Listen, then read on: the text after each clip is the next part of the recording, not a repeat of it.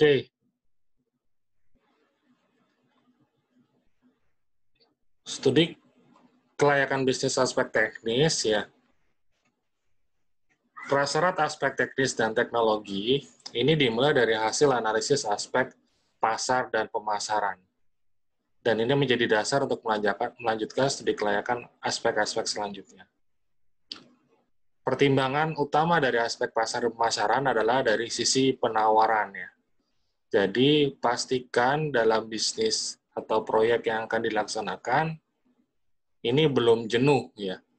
Dan penawarannya atau pesaingnya tidak banyak.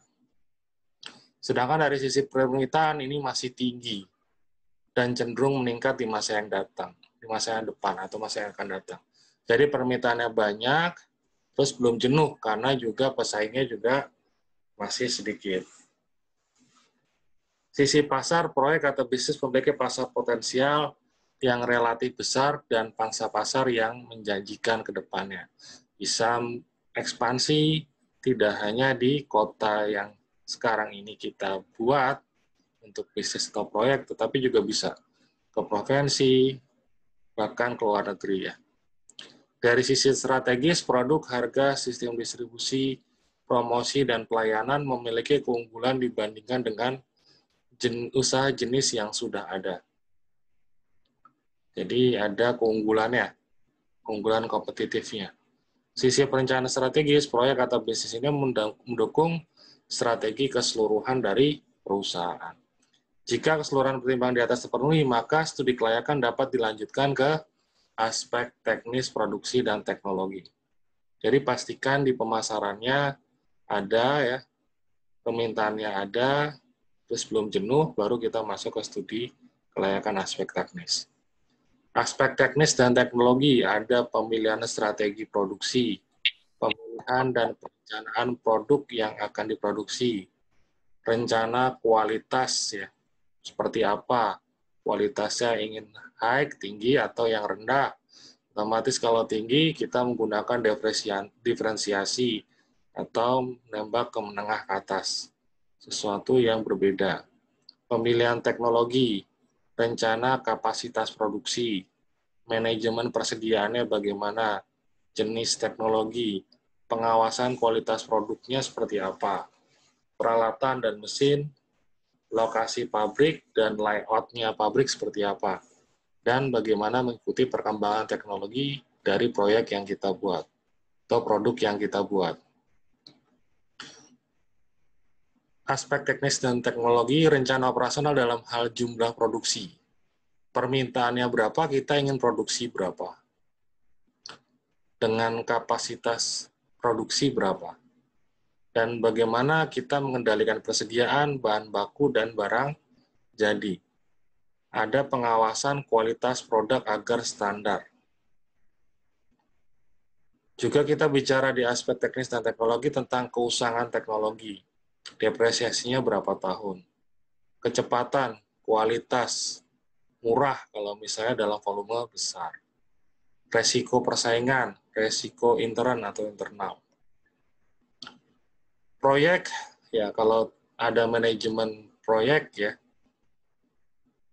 tentu saja kalau proyek waktunya tidak rutin.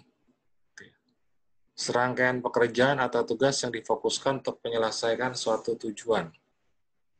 Manajemen proyek ya, ada perencanaan, pelaksanaan, dan pengendalian sumber daya untuk memenuhi kapasitas teknis, biaya, dan waktu yang membatasi proyek. Ada jangka waktunya kalau proyek. Program proyek namun dalam skala yang lebih besar walaupun terdiri dari berbagai proyek yang saling berkaitan. Jadi ada urut-urutan dalam pelaksanaan pekerjaan. Ini perbedaan proyek dengan operasi rutin. Makanya kalau studi kelayakan bisnis, bicara bisnis itu biasanya rutin. Sedangkan kalau studi kelayakan proyek, biasanya untuk menyelesaikan tugas atau proyek atau tujuan tertentu. Bikin gedung, selesai, nah itu namanya proyek. Dan proyek itu dinamis ya, sedangkan kalau operasional rutin ya rutin. Kalau dinamis itu menggabungkan dari berbagai aspek yang selalu dilakukan paralel. Periode waktu tertentu, periode jangka panjang, intensitas kegiatan berbeda-beda. Kalau operasional rutin, intensitas kegiatan relatif sama. Kegiatan harus selesai sesuai dengan anggaran dan waktu tertentu. Anggaran dan waktu tidak seketat proyek kalau yang operasional rutin. Menyangkut berbagai kegiatan yang memerlukan keahlian multidisiplin. Kegiatan tidak sekompleks proyek, perlunya komunikasi dan tanggung jawab vertikal dan horizontal agar efektif dalam pengelolaan. Jadi kalau bikin apartemen, bikin perumahan, itu orang keuangan, orang pemasaran, orang produksi, itu kerja bareng dalam waktu yang sama. Sedangkan kalau operasional rutin, ya, kalau bisnis itu sudah dibagi divisi-divisi dan lebih ke arah kegiatan-kegiatan rutin. Penekanan jalur komunikasi dan tanggung jawab biasanya arahnya vertikal kalau bisnis. Instruksi dari atas. Sedangkan kalau proyek bisa saling kerjasama, kolaborasi, karena untuk menyelesaikan proyek butuh teamwork. Orang pemasaran dapat booking, ya, booking langsung diberikan, booking rumah misalnya, langsung diberikan kepada operasional, operasional menjalankan kegiatannya paling nggak sampai 70%, rumah 70% sudah, balik lagi ke marketing untuk proses akad dan sebagainya. Jadi bisa bolak-balik kalau proyek. Teknik pada manajemen proyek ada namanya Gantt chart, bagan ya, bagan Gantt. Jadi ada bagan-bagan yang saling berhubungan. Ada metode jalur kritis atau critical path method. Mana-mana yang kritis yang harus diselesaikan. Ada namanya program evaluation and review teknik, PERT. Seperti itu. Nah, ini namanya Gantt chart atau bahasa mudahnya time schedule. Kapan desain harus dilaksanakan, pelaksanaannya bagaimana, uji produk, dan sebagainya. Jadi urut-urutannya harus runtut. Dan proyek ini tidak bisa mengerjakan bangunan dulu sebelum fondasi, nggak mungkin. Jadi kalau kita bikin bangunan ya otomatis dimulai dari urut-urutannya dari bawah. Nah, penggalian basement, pengecoran fondasi telapak, hingga kerangka kasar selesai, baru dilanjutkan yang berikutnya. Teknik berkaitan dengan jaringan dibangun pada tahun 50-an ya. CPM oleh DuPont, jadi kalau belajar manajemen keuangan ada DuPont Analysis ya, yang pabrik bahan kimia. PERT itu oleh Bose, Allen, and Hamilton. Berkaitan dengan hubungan sebelumnya dan berkaitan dan keterkaitan satu sama lainnya. Menggunakan estimasi waktu yang berbeda untuk setiap aktivitasnya. CPM mengidentifikasi jalur ya dengan waktu yang paling panjang pada suatu network atau rangkaian tugas yang dibutuhkan untuk menyelesaikan proyek. Dari mulai nomor 1 sampai nomor 1000 gitu ya kegiatan itu adalah critical path method. Jadi urut-urutannya. Terus dinilai mana yang kritis yang harus perlu fokus konsentrasi di sana. Misalnya A, B, C untuk membuat D. Nah, kalau A itu belum selesai, B dan C itu sudah selesai, otomatis tidak bisa membuat D karena harus nunggu A. Nah, itu namanya kritis atau critical path method untuk menghitung mana-mana bagian-bagian yang kritis. Mendefinisikan proyek dan menyiapkan struktur, uraian pecahan-pecahan kerja ya, membangun hubungan antara kegiatan, memutus kegiatan mana yang harus lebih dahulu, memutuskan ya, kegiatan mana yang harus lebih dahulu, dan mana yang harus mengikuti lainnya. Menggambarkan jaringan yang menghubungkan keseluruhan kegiatan, menetapkan perkiraan waktu dan atau biaya setiap kegiatan, menghitung jalur terpanjang, dan menggunakan jaringan untuk membantu perencanaan, penjadwalan, dan pengendalian proyek. Nah, seorang manajer proyek itu wajib paham tentang CPM dan PERT. karena mereka harus menjawab paling tidak 8 ini untuk dalam kegiatan proyek. Misalnya manajer proyek ditanya, kapan keseluruhan proyek akan selesai? Itu ngerti karena tiap kegiatan itu butuh waktu dan butuh biaya. Kedua, apakah kegiatan atau tugas penting pada proyek yaitu kegiatan mana yang bila terlambat akan menunda keseluruhan proyek. Jadi mana-mana yang kritis sudah paham. Mana kegiatan yang tidak kritis, yakni kegiatan yang dapat berjalan lambat tanpa menunda keseluruhan proyek. Jadi bisa dikerjakan tanpa mengganggu proyek. Berapa besar kemungkinan proyek dapat diselesaikan pada tanggal tertentu? Ya. Nah, seorang manajer proyek ngerti ya, karena urut-urutannya, waktu pengerjaan, dan berapa volumenya dia paham. Pada suatu tanggal tertentu, apakah proyek masih tetap dalam jadwal, lebih lambat atau lebih cepat. Jika lebih lambat, berarti nanti orangnya bisa ditambah. Pada suatu tanggal tertentu, apakah uang dibelanjakan sama, ya, anggarannya lebih sedikit atau lebih besar dibandingkan jumlah yang dianggarkan. Biasanya proyek itu bicara tentang realisasi dan anggaran. Apakah cukup sumber daya untuk menyelesaikan proyek? Ya. Sumber daya manusianya cukup nggak untuk bangun proyek itu. Jika proyek yang diselesaikan pada waktu yang lebih singkat, apakah jalan terbaik dengan biaya minimal mungkin? Apakah nambah karyawan? Atau misalnya menggunakan shift tambahan? Seperti itu. Dan di jaringan ini ada namanya activity on node, ada activity on arrow. Jadi arrow itu panah, node itu titik. Dan yang sering dipakai di software biasanya activity on node, jadi titik ya. Contoh nih AON ya, yang menggunakan activity on node, yang kanan activity on arrow, panahnya.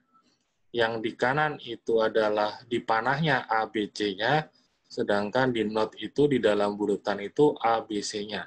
Dan yang biasa digunakan adalah yang kiri, yang activity on node.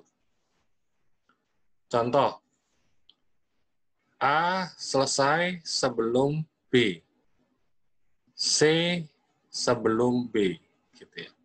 Jadi tidak mungkin mengerjakan C langsung, harus mengerjakan A dulu, sudah jadi menjadi B, B baru dikerjakan lagi menjadi C. Yang berikutnya, A dan B harus selesai ya sebelum C dimulai. Jadi C tidak akan dimulai ketika walaupun B sudah selesai, A belum selesai, itu tidak bisa dijalankan. Ini namanya kritis. Sedangkan B dan C tidak dapat dimulai kalau A-nya belum selesai. C dan D tidak dapat dimulai sebelum A dan B selesai. Nah itu namanya activity on node. Nah ini misalnya start, mulai, dan untuk mendapatkan produk namanya H. Caranya ya harus melewati A, C, F gitu ya, B, D, G, H, gitu. Baru bisa dapat H. Contoh misalnya, H adalah kegiatan akhir, maka keseluruhan proyek dapat diselesaikan dalam waktu, nah anggaplah ini 15 minggu. Kok bisa tahu 15 minggu ya? Ketika mulai, startnya mulai 0. A-nya itu 2 minggu, B-nya 3 minggu. Berarti 0 tambah 2, terakhir selesainya 2 minggu. Sedangkan B selesainya 3 minggu. A ke C, dari minggu kedua, C dikerjakan 2 minggu. Berarti 2 tambah 2, 4. 4 minggu keempat baru selesai. Sedangkan yang untuk D, minggu kedua A, minggu ketiga B. Berarti mulainya harus tunggu B. Minggu ketiga. 3 tambah 4, 7. Minggu ketujuh selesai. Sekarang C ke E. Mulai minggu keempat, E mengerjakannya 4 minggu. 4 tambah 4, 8. Nah, untuk mengerjakan G, itu harus D sama E. Nah, E ini 8 minggu, sedangkan D 7 minggu. Harus mengikuti yang lebih lama, yaitu 8. Sehingga 8 tambah 5, 13, 13 tambah 2, dan hasilnya 15. Ya, Mbak Afrizina, mau nanya apa? Itu Pak, yang D, yang di bawahnya 7 itu 8. 8 itu gimana ya Pak? Ya, 8 kan karena untuk masuk ke G itu barangnya E dan D. D itu 7 minggu, E itu 8 minggu. Kan harus masuk bareng, berarti yang paling lama, yang 8. Paham ya? D sama E di minggu ke-8 baru masuk ke G. Itu Mbak maksudnya. Oh iya Pak, makasih Jadi Pak. 3 tambah 4, 7. Nah, walaupun minggu ke-7 udah selesai, itu tidak akan bisa menjadi G. Harus nunggu E dulu. E Oh baru iya. selesai minggu ke-8. Nah, 8, berarti E tambah D, tetap masuknya 8 ya. 8 tambah 5, 13. 13, nah, yang G itu minggu ke-13, yang F itu sudah minggu ke-7 baru selesai ya. Sudah Ya. selesai dari lama. Tetapi tetap ngikutnya yang 13, bukan yang 7. Hmm. Karena untuk jadi H itu harus F sama G. Nah, F harus nunggu G sampai minggu ke-13 baru digabungkan. Nah, ini titik kritis ya. Jadi, tetap untuk menjadikan produk H itu butuh 15 minggu, walaupun F itu 7 minggu sudah selesai. Tapi harus tunggu G. Gitu ya, paham ya? Kalau ada soal-soal kayak gini bisa berarti ya. Ini masalah logika aja. Nah, sekarang ini, kalau di restoran, pertama nomornya saya urutin, 1, 2, 3, 4, 5, 6, 7, 8, 9. Ini yang dinamakan SOP, urut-urutan. Ada 9 langkah. Jadi, bayar nunggu tempat duduk, itu 5 menit. Poin kedua, 5 menit, 5 menit. Oke. Taking order. Oke. Diteruskan ke dapur untuk masak. Jadi, nunggu tempat duduk sampai sama taking order tuh 5 menit ya. Nah, misalnya ada 3 kegiatan itu. Misalnya bikin nasi goreng. Itu butuh waktu 10 menit. Bikin kuitiau itu 15 menit. Yang susah itu terakhir misalnya bikin ikan bakar 30 menit. Tetap 3 masakan itu di-delivery ke konsumen kan harus 3-3-nya. Berarti semua startnya dimulai ke menit ke-30 gitu ya. Walaupun yang satu itu nasi goreng 5 menit, WTO 10 menit, dan 25 menit itu untuk bikin ikan bakar, tetap di delivery-nya itu di menit ke-30. Nah, makanan diantar ke meja customer itu butuh waktu 2 menit. Jadi, sampai di customer itu 32 menit. Customer makan 30 menit. Jadi, butuh waktu 62 menit. Terus bayar 15 menit, ada yang ngobrol sekitar 30 menit, berarti satu customer, rombongan customer, misalnya 3, untuk satu meja, paling tidak butuh 107 menit.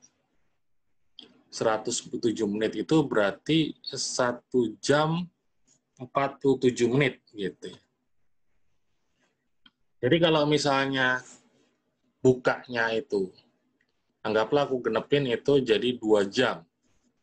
Anggaplah bukanya 12 jam satu hari.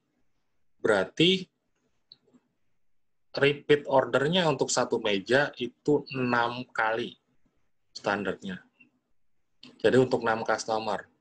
Jadi kalau kita punya kapasitas produksinya adalah 60, berarti harus ada 10 meja. 10 meja. Berarti ada 60 kemungkinan, karena setiap customer itu paling nggak butuh waktu 2 jam. Sampai sini jelas ya? Kalau logika bikin sistem operating prosedur ya, atau urut-urutannya. Nah, kebutuhan aset ada peralatan, ada meja, kursi, komputer, terus ada layout gedungnya, mana buat kantor, mana buat karyawan, terus gudang, mesin, dan sebagainya. Terus machinery, itu ada mesin utama, ada mesin pendukung, ada kendaraan operasional, ada kendaraan untuk distribusi, dan sebagainya. Itu kebutuhan aset. Aspek pasar dan pemasaran itu fokus di penjualan, aspek teknis, manajemen SDM, resiko, yuridis, lingkungan, semua itu di biaya. Nah, dapat profit, nanti profitnya harus kas masuknya itu dihitung kelayakannya menggunakan NPV, IRR, payback period, benefit cost ratio, dan sebagainya. Nanti ketika dapat profit, itu masuk ke laba ditahan, masuk ke modal. Seperti itu, kaitan dengan aspek lainnya. Teori-teori terkait yang perlu dipelajari ada, kita harus paham tentang basic knowledge atau ilmu pengetahuan dasar tentang teknis bisnis. Yang kedua adanya benchmarking, yaitu kita mencontoh. Nah, ini studi kelayakan itu kita bisa mencontoh. Kalau bikin perumahan, kita bisa contoh perumahan lain, tapi kita buat sendiri ya, yang kita maksud ya, sesuaikan dengan perusahaan kita. Benchmark, kalau tipe 36 kita cari tipe 36-nya seperti apa bentuknya, biayanya berapa, dan sebagainya. Re-engineering itu melakukan rekayasa ulang. Misalnya, kita sudah pernah buat 10 gedung, terus ada order bikin 15 gedung, 15 lantai. Ya sudah, dari yang kita sudah pernah laksanakan, bikin 10 gedung, kita re-engineering, bagaimana bisa membuat 15 lantai. Perlu ada sisi informasi manajemen ya, yang bisa membuat cepat dalam pengelolaan SDM dan sebagainya. Ada sisi informasi akuntansi untuk mengetahui berkaitan tentang dashboard finansial. Cost accounting, akuntansi biaya, ada namanya just in time ya, tepat waktu, zero defect, tidak ada defect atau cacat, zero inventory, persediaannya nol, mendekati nol paling nggak, break even point, titik impas, production capacities atau kapasitas produksi, layout, ya layoutnya dari pabrik ya, ada project management, manajemen proyek dan lain sebagainya. Dan ada perubahan dalam bisnis, toko swalayan, penataan produknya sekarang tidak asal gitu ya, ada tergantung dari apa namanya barcode ya. Stok persediaan juga sekarang menghitungnya juga jauh lebih cepat, menggunakan kasir, menggunakan sekarang ada e-commerce ya.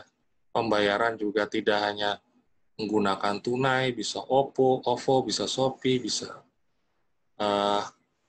kartu kredit dan sebagainya. Dan ada teknologi, bisa membayar juga menggunakan QR dan perubahan-perubahan teknologi lainnya. Oke, untuk pertemuan kali ini cukup. Ada pertanyaan?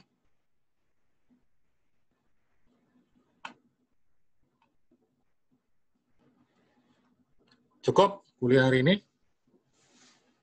Kalau cukup, kuliah diakhiri gitu ya. Dan jangan lupa absen di Zipodu. Cukup? Ada pertanyaan? Kalau tidak ada pertanyaan, kuliah kita akhiri ya. Kita akhiri kuliah ini dengan membaca hamdalah. Alhamdulillah. Alhamdulillah. Sekian kuliah hari ini. Mohon maaf kalau ada kata yang salah. Assalamualaikum warahmatullahi wabarakatuh. Waalaikumsalam warahmatullahi wabarakatuh.